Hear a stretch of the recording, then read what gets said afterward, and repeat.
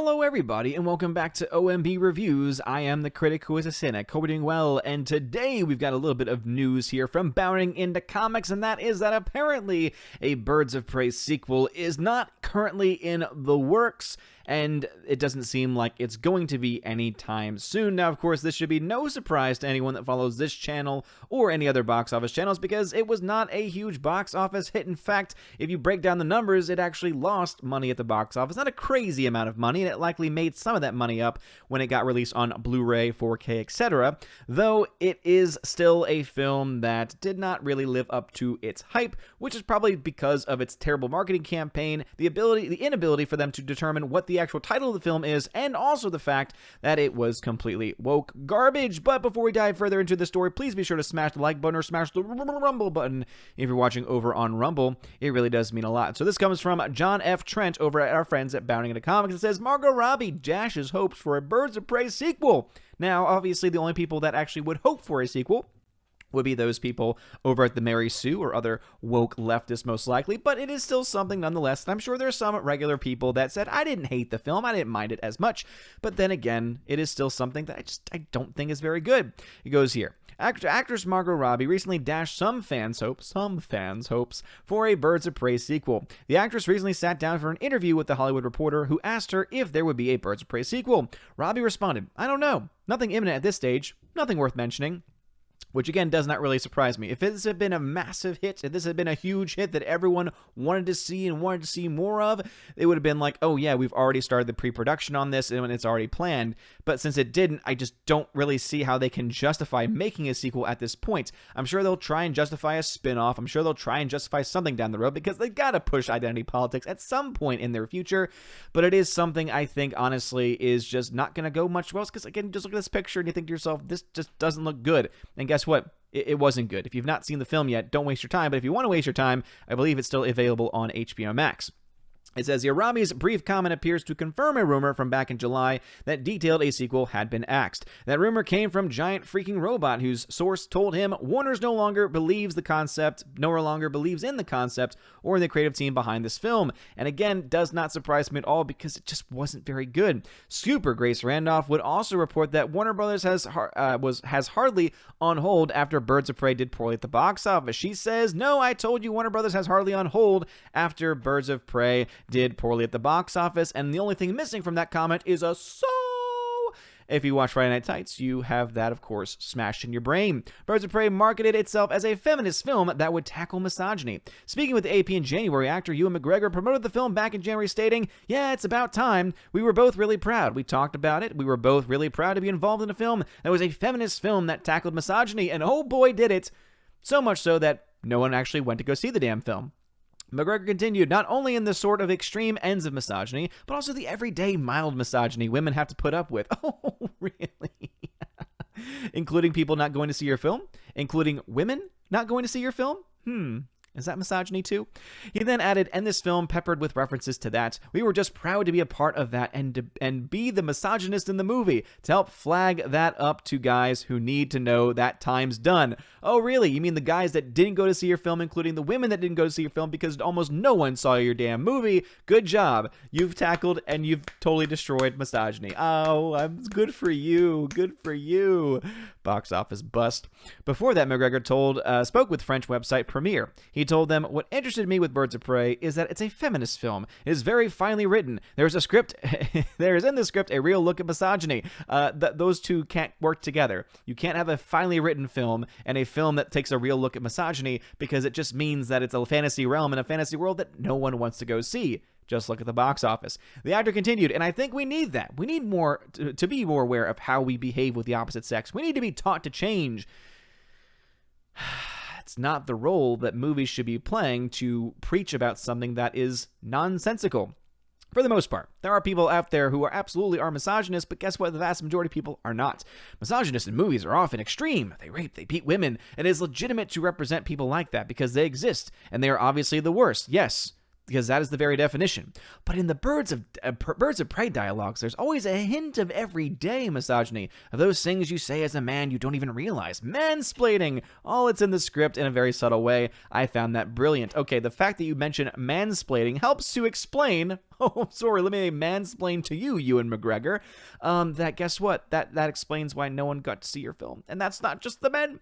While McGregor promoted the film as feminist and it tackled misogyny, Margot Robbie made it a point to note that the film's costumes were less male-gazy. When the film eventually released into theaters, it was a box office bomb. Yes, that is definitely one way of saying it. And here's the thing. I don't care what the costumes are.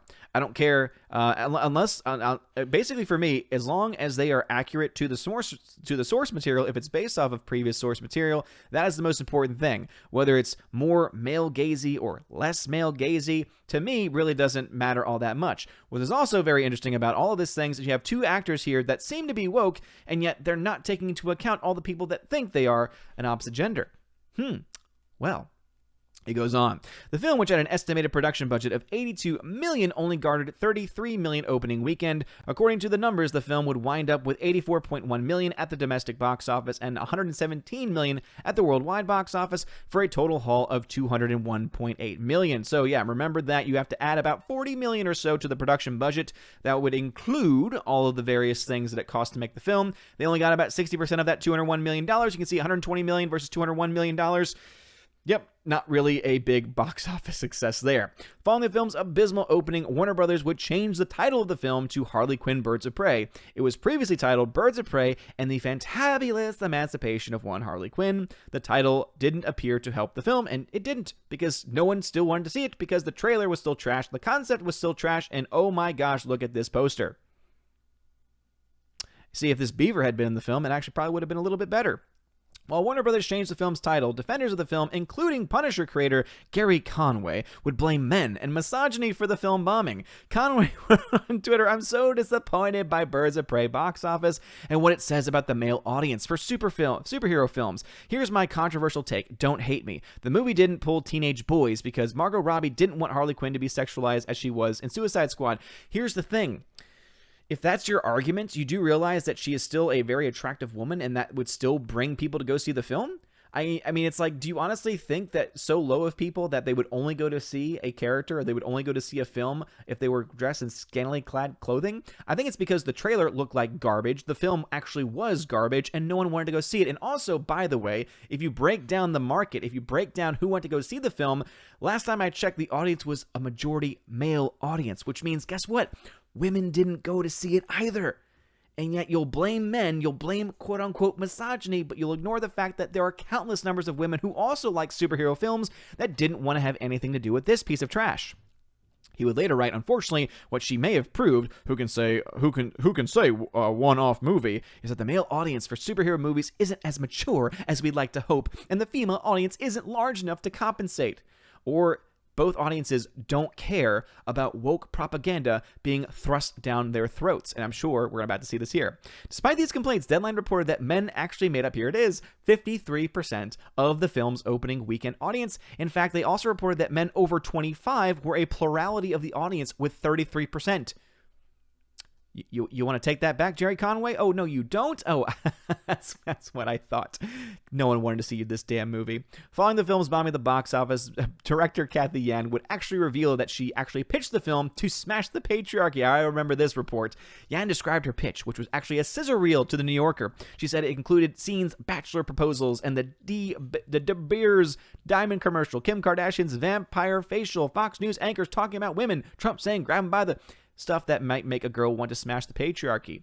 Yeah, and I heard that they were completely speechless after, probably because there were people in there that said, what in the hell did you just show us? And yet they greenlit the project anyway because of, women. Yan would later try to claim the film bombed because there were undue expectations on the film. Oh, the excuses. She told The Hollywood Reporter, there were also undue expectations on a female-led movie, and what I was most disappointed in was this idea perhaps it proved that we weren't ready for this yet. That was an extra burden that, as a woman of... oh, here it is. As a woman of color director, I already had on me. So yes, I think there were certainly different ways you could interpret the success or lack of success of the movie, and everyone has a right to do that. I definitely do feel that everyone was pretty quick to jump on a certain angle because as a woman of color, I felt offended.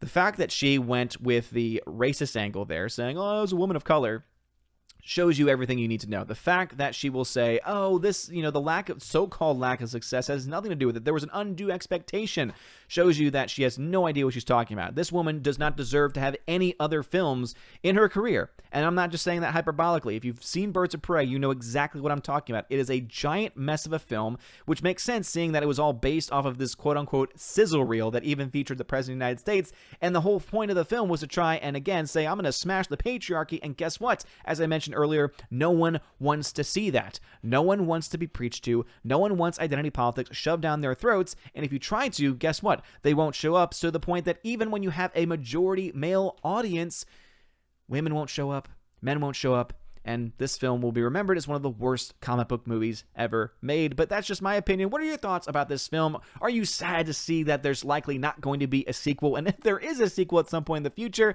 do you think it's going to be a giant success like the first film? Let me know in the comments section below. If you like this video, smash that like button, hit that subscribe. It helps out a lot. You're all amazing and beautiful people. Have a wonderful day. And as always, God bless. And now for a huge shout out to all of my December Patreon and Subscribe Star members, starting off with Patreon, Albertus Magnus, Andrew Hoyle, Animation Commentator, Brian P., Dion, Divex, Enrique Evangelista, Father Christopher Miller, Hail to you, Father, Father Damian Cook, Garrett Searles, Harold Francis, The Hunky Chunky Funky Monkey, Inflamed Wood, It's a Trap Productions, Jason Clark, Jacob Juice, Jay, Jeffrey Toon, Jonathan Carney, Kenneth Camille, Laura Story, Mad Mitch Dunaway, Mike Jackson, Mr. Peabody and his evil twin with the beautiful hair, On to June, Orange Hat Reviews, Out of Step with Reality, Outpost Dyer, Riff Magos,